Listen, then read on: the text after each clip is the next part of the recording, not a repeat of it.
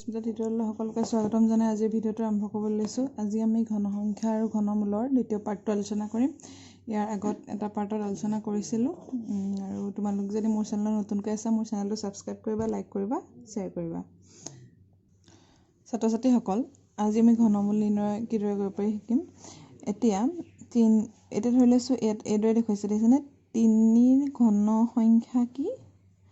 27 আৰু 27ৰ ঘনমূলটো হৈছে 3। এতিয়া আমি কালি কৈছিলোঁ, ইয়াৰ আগৰ পাৰ্টত কৰিছিলোঁ যে 3 একেটা সংখ্যাকে 3বাৰ যেতিয়া পূৰণ কৰা হয় তেতিয়া হৈছে তাৰ আমি ঘন সংখ্যা পাম। এইটো হৈছে ইয়াৰ, আৰু এইদৰে 327 ঘনমূল ল'লে কি পাম? আমি 3 পাম। এটি গোট হৈ আছে, ইয়াৰ পৰা আমি এটা ল'ব লাগিব। এতিয়া ছাত্ৰ ছাত্ৰীসকল, ঘন সংখ্যাৰ শেষৰ অংকটো যদি 1 হয়, ঘনমূলৰ শেষৰ অংকটো কি হ'ব? 1 3টা পূৰণ কৰিলে আমি 1 পাম শেষৰ অংকটো। এতিয়া ঠিক সেইদৰে 2 থাকিলে 8 হ'ব, 3 থাকিলে 7 হ'ব, আৰু 4 থাকিলে 4 হ'ব, কাৰণ 4 4 গুণ 16, 16 4 16 64 4 শেষৰ অংকটোহে সুধিছে, তো সেইকাৰণে কি হ'ব? সেইটো 4 হ'ব।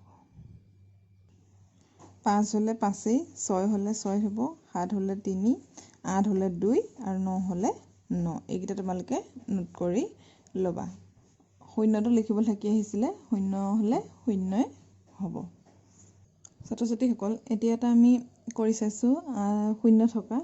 এতিয়া কি হৈছে, ইয়াত 8000ক যদি কৰোঁ, উৎপাদকত ভাঙোঁ আমি, 2ৰে কৰিলে 4000, আকৌ 4000ক 2ৰে কৰিলে 2000, 2000ক কৰিলে 1000, এনেকৈ ভাঙি ল'লোঁ, উৎপাদকত ভাঙি ল'লোঁ। ভাঙি লৈ পেলাই আমি কি হৈছে, ত্ৰিগোট পালোঁ। যিহেতু ত্ৰিগোট পালোঁ কাৰণে কি হৈছে, এইটো এটা ঘন সংখ্যা। 8000টো তাৰমানে এটা ঘন সংখ্যা, আৰু ইয়াতে আমি কি হ'ব, 8000ৰ ঘনমূল যদি লওঁ, 8000ৰ ঘনমূল ল'লে 2 ইনটু কিমান পাম? 2 ইনটু 5, তাৰমানে কিমান পাম? এইটো 20। যদি আমি 3টা পূৰণ কৰোঁ তেতিয়া কিমান পাম? আমি 8000 পাম। আমি এইদৰে লিখি দিব পাৰোঁ যে 20ৰ ঘনটো কিমান? 8000, আৰু 8000ৰ ঘনমূল কিমান? 20। এতিয়া যিহেতু ঘন সংখ্যাৰ একক ঘৰত 0 আছিলে, ঘন কিহৰ আছে? ঘন মূলৰো একক ঘৰত 0ই আছে।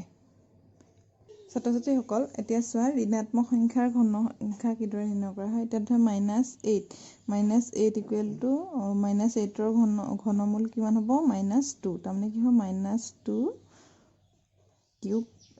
এইটো মানে -2 কিউব, আৰু ইয়াৰ ঘনমূল কি? -2।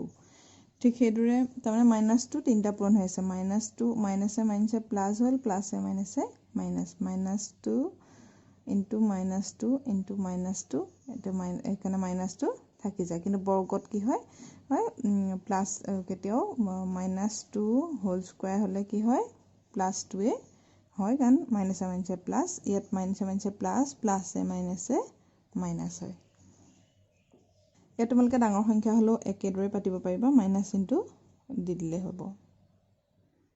ছাত্ৰ ছাত্ৰীসকল, এনেকুৱা যদি তোমালোকক মান নিৰ্ণয় কৰিবলৈ দিয়ে পৰিমেয় সংখ্যা, তেতিয়া চাবা কিদৰে উলিয়াই। এতিয়া আমি এইটোতে 8 মানে কি পাওঁ? আমি 8 ভাগ কৰি লৈছোঁ।